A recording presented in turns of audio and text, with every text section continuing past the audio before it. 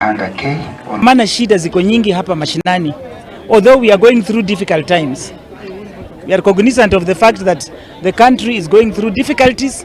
So as the Senate sets a pace of 415 and the National Assembly sets a pace of 300, we are asking that we get a level ground, playing ground, so that at least we don't have a hard stance.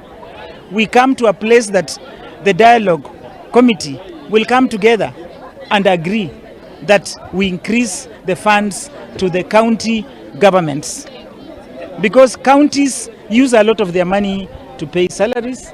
They need money for development. Katiba yetu imesema lazima mtoto wote ambaye amezaliwa na katika umri ya shule apelekwe wapi? Shule. Ya pili, lazima akishasajiliwa lazima akae huko asome kutoka mwanzo mpaka akamilishe. Sijui kama tuko sawa? Awekwe shule. All the time. Baba pia tunasherehekea moja. Haya, na Minister